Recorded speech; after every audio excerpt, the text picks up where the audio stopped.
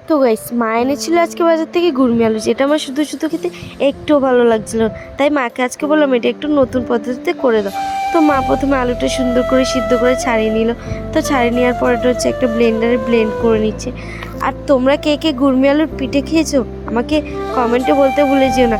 তারপর হচ্ছে একটা নারকেল কুড়িয়ে এবার হচ্ছে ওটা গ্যাসের মধ্যে একটা তাওয়া বসে নারকেলগুলো দিয়ে একটা পুর তৈরি করে নিচ্ছে।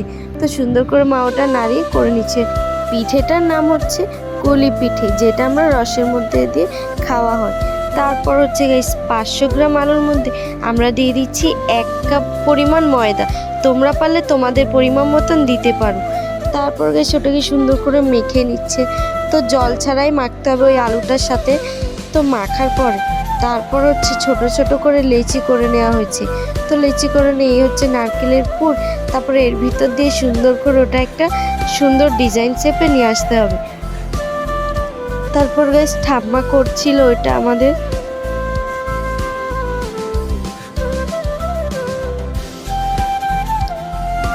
দেন গাইস তারপর ওখানটায় দিয়ে দিচ্ছে নারকেলের পুরটা দিয়ে সুন্দর করে ভাজ করে নেবে। তো তোমাদের সাথে কথা বলতে বলতে আমাদের প্রায় অনেক পিঠে করাই হয়ে গেছে।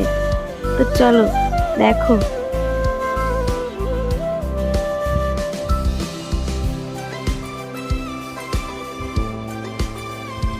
তো গাইস পিঠেগুলো দেখতে কিন্তু সত্যি খুবই সুন্দর লাগছে।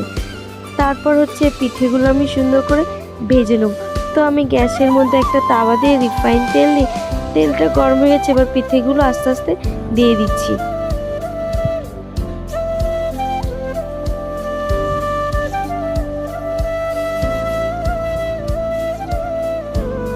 তারপর গাইস এই পিঠেগুলো হচ্ছে আমি একটু এপিস করে একটু উল্টে নিচ্ছি সুন্দর।